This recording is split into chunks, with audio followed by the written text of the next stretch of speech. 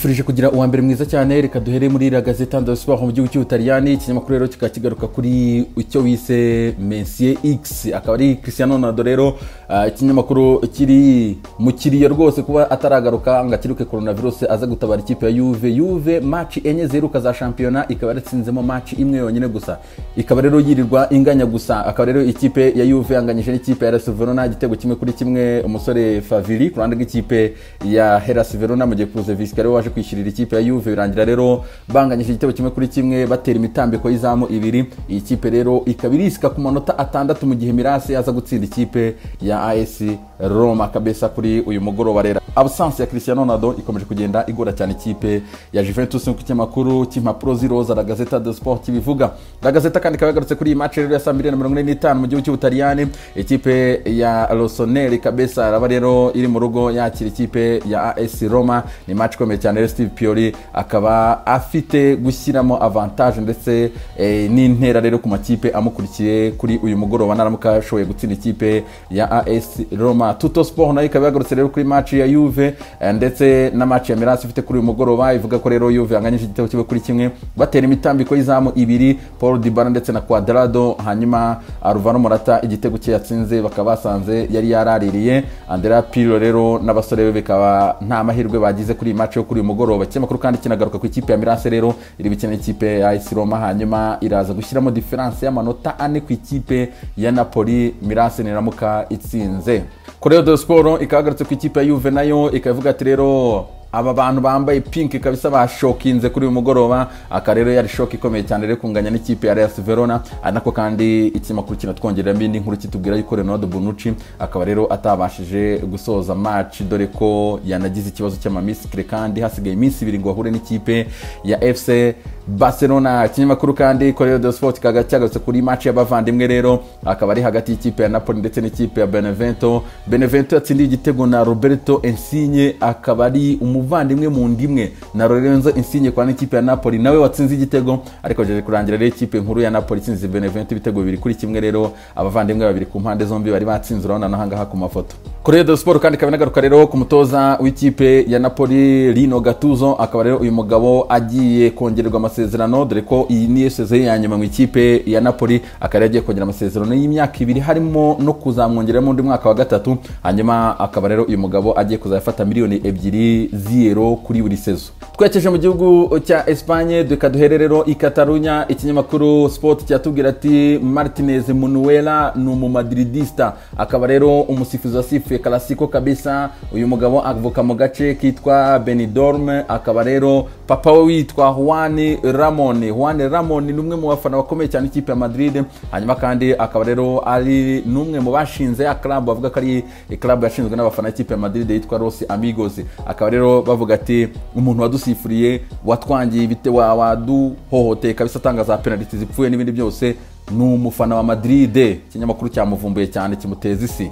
Ikinyamakuru Sport kandi cyatubwira yuko rero Generalita akarero ya assemblée ikomeye cyane rero yaba membre bakomeye cyane ikipe ya Barcelona rero ngigomba guterana, hanyuma bakaba bagomba rero kweguza Bartomeu na komite rero. Hanyuma ku munsi w'ejo rwose icyemezo ni cyamaka gitoreye umunsi ku munsi w'ejo rero ikipe ya Barcelona Bartomeu rwose azamaze kwegura na komite bagende na afere yo gukurikirana cyane.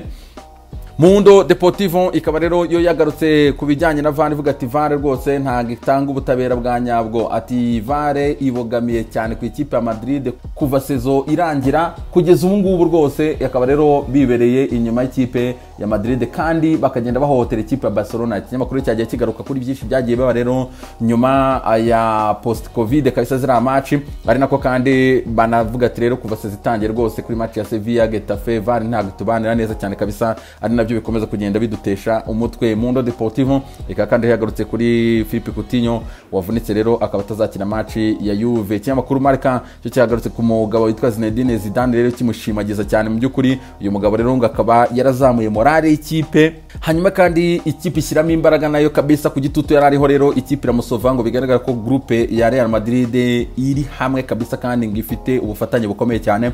Ikinyamakuru kandi kinatubwira yuko rero abafana ikipe ya Madrid bishimye cyane kuko bavuga ati uyu mutoza Zidane niwe mugabo w'umunyentsinzi kabisa muri Clasico.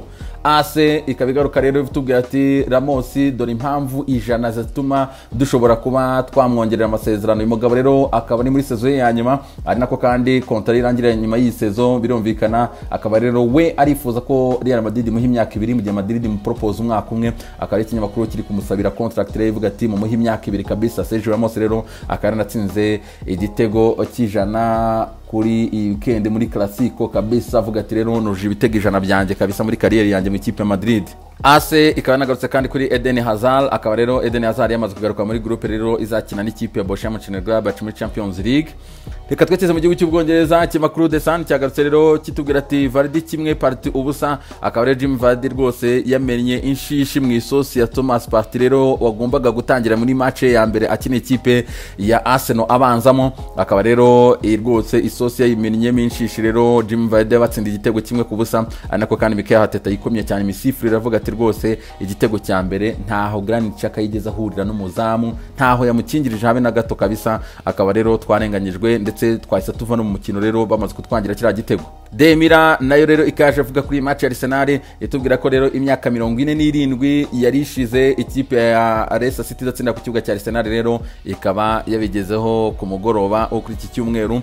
Demira kandi yakomeza tugarukira kuri Carlo Ancelotti watsinzwe n'ikipe ya Southampton ibitego 2 ku busa. Everton rero gutsindwa kwayo rero akaba barahawe n'ikarita y'umutuku yahawe Lucas Digne. Akaba rero umutoza avuga ati rwose uyu ni umwanda w'agatangaza cyane. Ari nako Daily Express nagaruka kandi kuri iyi karita y'umutuku yahawe Lucas Digne.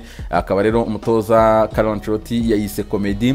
Amakuru The Sun kikaba cyagarutse rero ku makipe ya Champions League kandi kitwerekana rendezvous rero kuri amakipe abiri yo mu Bwongereza. Man United na Leipzig rero zakina ku munsi w'ejo ku isaha 4 z'ijoro. Ari nako kandi Krasnodar izaba yakira Chelsea. Chelsea rero izaba isura Victor Moses wagiye mu ikipe ya Krasnodar, izaba ari show hatari. The Sun ikaba kandi yanagarutse ku ikipe ya Manchester United n'umusore witwa II Van De Beek. Van De Beek akaba kuvagira mu ikipe ya Man United amaze gukina iminota 64 gusa muri Premier League. Ikinyamakuru kivuga ati kana agatangaza umukinyi wari umenyereye gukina imbere y'abafana 75 amaze gukina za match ijana zirenga atariko muri United iminota 64 gusa. Akarero uyu musore ntago yishimye cyane n'abantu bamubonye muri weekend rwose yicaye bwatebe k'abasimbura amakamera rwose amumurika wabonaga ko atari yishimye. Ikinyamakuru The Sun kikaba cyagarutse rero ku makosa yakozwe na VAR muri iyi weekend. Akaba rero ikitwereka ahangaha hari Magwaya agumanura ijosi rya Cesar Azpilicueta yakombye ko yarabaye penalty. Ikinyamakuru The Sun kandi kinatwereka ahangaha rero umusifuzi Michael Dean yakoze neza cyane mu by'ukuri. Oliver McBurney bamuteye takere, Fabinho amuteye takere, umusifuzi yerekana ko ari kufura. VAR hita hamagara yemeza ko ari penalty. Aka rero bavuga ati Michael Dean hatagira umurenganya, VAR niyo yakoze amakosa rwose yakombye kuba yarabaye kufura kuko umusifuzi rero bivuze neza cyane. Ikinyamakuru The Sun kandi cyagarutse kuri Eric Garcia wateye takere Michel Antonio kuri match ya West Ham yanganyaga na Man City igitego kimwe kuri kimwe. Aka rero bavuga ati Michel Antonio yakombye kuba yarahawe penalty ariko VAR ntigeze checkinga.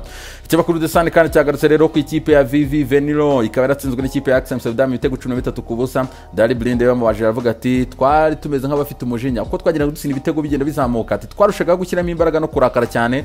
Ataga kipe rwose turagera turagahohotera. Ati jewe birantunguye cyane ko ari record mu gihugu cy'Ubuholandi k'ikipe yatsindira 13 ku busa ari record bibayeho bwa mbere mu mateka y'umupira w'amaguru w'Ubuholandi. Ati nibyo nibuka ko ikipe ya Ajax Amsterdam igiye gutsinda Vitesse mu 1972 ibitego 12 kuri kimwe. Aka rero avuga ati ntago nari mbiza ariko agakipe bakamere nabi cyane muri weekend. Muyandi makuru ari kugenda azamuka. Ronaldinho Gaucho yamaze kwandura coronavirus COVID-19.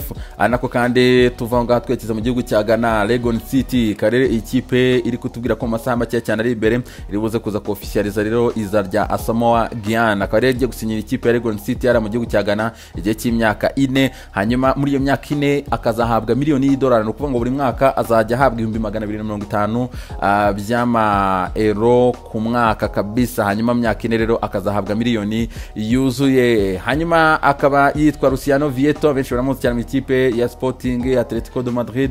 Akare musore yamaze kujya mu ikipe ya Al Hilal Saudi Football Club rero yamaze gusinyamo. Nako kandi ikipe ya Al Ittihad yamaze gusinyisha umusore Ahmed Hegazi. Akarero bamutijwe n'ikipe ya West Bromwich Albion yo mu gihugu cy'Ubwongereza. Reka rero dusoreze kuri inkuru ibabaje. Akaba hari umusore wakiniye academy ikipe ya Manchester City yitwa Jeremy Weston. Ngira ngo abantu benshi babonye ngende mbishyira kuri konti ya Instagram. Akaba uyu musore akomoka ubundi n'umunyafurika, akomoka hano ku mugabane Afurika mu gihugu cya Malawi. Akaba rero uyu musore yarakiniye akademi y'ikipe ya Manchester City. Sasa aba bana iyo bageze muri cya gihe cyo kugraduating bakabona amakipe bagahabwa contrat ziri professionnel, hari bamwe kuko bari benshi ntago ikipe ishobora kubafata bose ngo babone amakipe, bamwe irabaririzinga kavuga ati mwigendere ntago tuzabaha umwanya mujye gushakira handi, twabigishije umupira mufite base zibanze mugende mujye gushaka n'amakipe mwirwaneho mu buzima.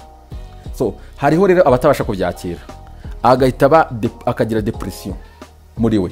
Uyu mupeti rero Jeremy Weston akarero byarangiye yiyahuye kuri iki cyumweru, akaba rero ku myaka 17 yahise yitaba Imana. Rero ubwo ngubwo kabisa famille yababaye, wabonye bakinyi benshi ikipe Man City bagiye bapostinga ku makonti yabo ya Twitter bavuga rero kuri uyu musore yamwifuriza iruhuko ridashira. Rero Jeremy Weston iki ni ikibazo gikomeye cyane. Wenga numwe mu bantu bakurikira umupira w'abana cyane yigeze kubivugaho ibi bintu, aratangiza campaign ariko Abongereza ntibigeze bayishyiramo imbaraga.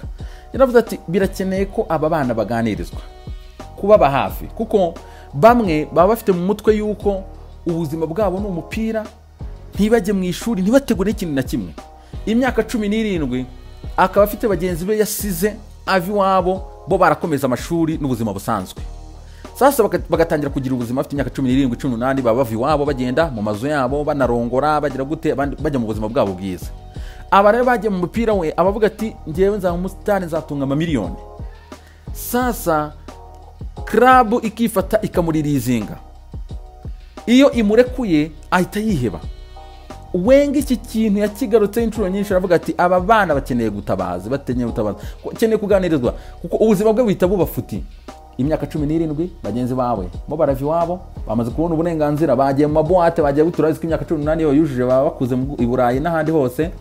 Aba bana babona abo basize aho bageze, nabo bakareba kazoza kabo kavuga ati ntaho nzagira ndarangiye, club irandekuye ntizampa n'amahirwe ntimpaye na contrat nibura ngo ngiho n'utuzufaranga twa mbere mbone niyo miliyoni y'idolari wenda nibereho sha. Bikarangira umwana bamurekuye akiheba, akareba ubuzima bwo hanze bukamucanga, akareba ubuzima bw'umupira akiheba. Iyo adafite umwagenti umugira inama akamurwanaho ubuzima buba burangiye. So ngo kuko byagenze rero Jeremy Weston akaba yese yiyahura. Rero uyu mwana ukomoka mu gihugu cya Malawi w'umunyafurika kabisa, tuvuga ati rero Imana imuhe iruhuko ridashira. Rezami mugire rero ibe byiza cyane aho muri hose, Imana ikomeze ibarinde kabisa, ibahe byiza byose.